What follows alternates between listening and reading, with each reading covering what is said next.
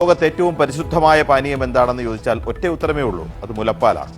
ഈ ലോകത്തെ ഏറ്റവും പരിശുദ്ധമായ സ്നേഹം ഏതാണെന്ന് ചോദിച്ചാൽ അതൊരു അമ്മയുടെ സ്നേഹമാണ്.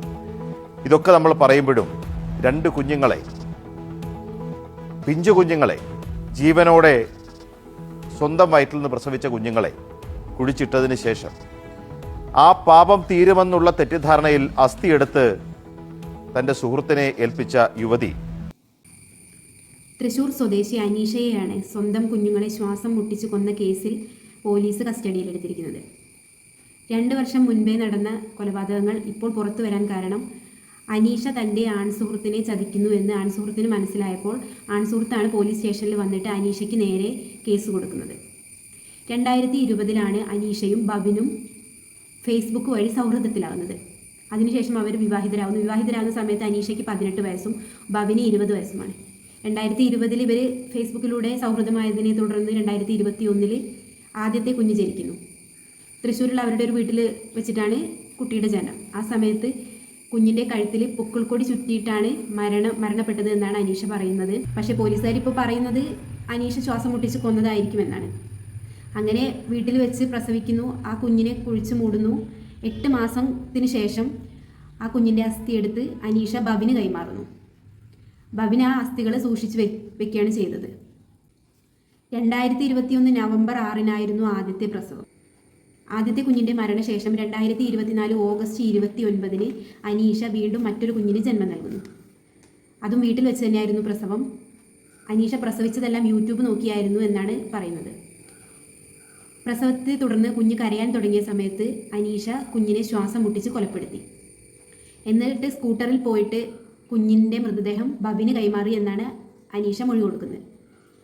ആ കുഞ്ഞിനെ ബബിൻ വീട്ടുവളപ്പിൽ സംസ്കരിച്ച ശേഷം കുറച്ച് ദിവസങ്ങൾ കഴിഞ്ഞിട്ട് അതിൻ്റെയും അസ്ഥി എടുത്ത് സൂക്ഷിച്ചു വയ്ക്കുക.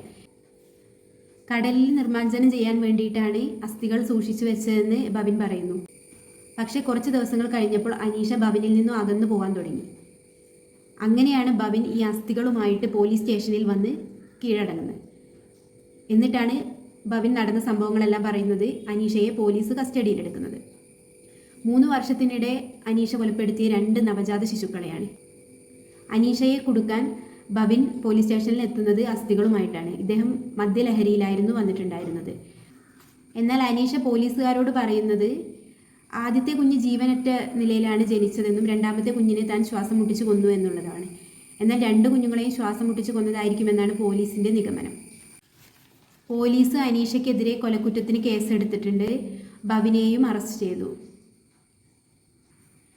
തെളിവെടുപ്പിനായി അനീഷയെ വീട്ടിൽ കൊണ്ടുവന്ന സമയത്ത് അനീഷ സ്വന്തം അമ്മയെ കെട്ടിപ്പിടിച്ച് കരയുന്നു.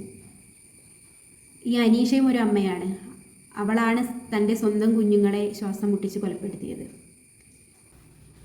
കഴിഞ്ഞ ആഴ്ചയും ഇതിന് സമാനമായിട്ടുള്ള ഒരു ന്യൂസ് നമ്മൾ കണ്ടതാണ്. നവജാത ശിശുവിനെ കൊന്നു കുഴിച്ചു മൂടി എന്ന് പറഞ്ഞിട്ട്.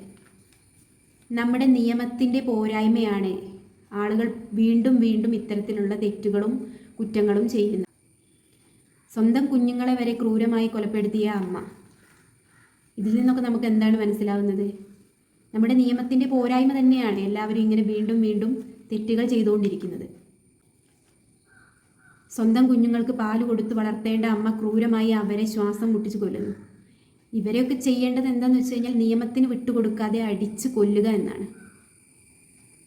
എത്രയോ ആളുകൾ ഒരു കുഞ്ഞിന് വേണ്ടി കാത്തിരിക്കുന്നു, വർഷങ്ങളോളം കാത്തിരിക്കുന്നു. പ്രസവിച്ചിട്ട് നോക്കാൻ കഴിയില്ലെങ്കിൽ കുഞ്ഞുങ്ങളില്ലാത്ത എത്രയോ ആളുകളുണ്ട്, അവർക്ക് കൊടുത്തൂടെ? അല്ലെങ്കിൽ തന്നെ ഇനി പ്രസവിക്കാൻ കഴിയില്ല, പ്രസവിച്ചിട്ട് കുഞ്ഞിനെ വളർത്താൻ കഴിയില്ല എന്ന ഗർഭിണിയാണ് എന്നറിയുമ്പോൾ തന്നെ അതിനെന്തെങ്കിലും പോംവഴി ചെയ്താൽ പോരെ? എന്തിനാണ് ഇത്രയും ക്രൂരമായിട്ട്? ആ കുഞ്ഞുങ്ങൾ എന്ത് തെറ്റ് ചെയ്തിട്ടാണ് ഇവളെ പോലുള്ളവരൊക്കെ ഇങ്ങനെ ചെയ്യുന്നത്? കഴിഞ്ഞ ആഴ്ചയും നമ്മൾ ഇതിന് സമാനമായ ഒരു ന്യൂസ് കണ്ടതാണ്. നവജാത ശിശുവിനെ കൊന്നു കുഴിച്ചു മൂടിയെന്ന്. സത്യം എന്തെങ്കിലും പുറത്തു വരും എന്നതിനുള്ള തെളിവുകളാണിത്. 2 വർഷമായിട്ടും പിടിക്കപ്പെടൂല എന്നുള്ള രീതിയിലാണ് അനീഷ ജീവിച്ചിരുന്നത്. പക്ഷേ സ്വന്തം ആൺ സുഹൃത്ത് തന്നെ ഊറ്റിക്കൊടുക്കുമെന്ന് അവൾ ഒരിക്കലും പ്രതീക്ഷിച്ചിട്ടുണ്ടാവില്ല. എന്തായാലും ഇങ്ങനെയുള്ള വാർത്തകൾ ഇനി നമ്മൾ കാണാതിരിക്കട്ടെ എന്ന് നമുക്ക് പ്രാർത്ഥിക്കാം. ഇത്തരത്തിലുള്ള വീഡിയോയുമായിട്ട് ഞാൻ വീണ്ടും വരുന്നതായിരിക്കും. അപ്പോൾ ഇന്നത്തെ വീഡിയോ ഇഷ്ടമാവുകയാണെങ്കിൽ എല്ലാവരും ഒന്ന് ചാനൽ സബ്സ്ക്രൈബ് ചെയ്ത് സപ്പോർട്ട് ചെയ്യുക. വീഡിയോ ഇഷ്ടമാവുകയാണെങ്കിൽ ഒന്ന് ലൈക്കും കൂടെ ചെയ്യണേ. ഓക്കേ.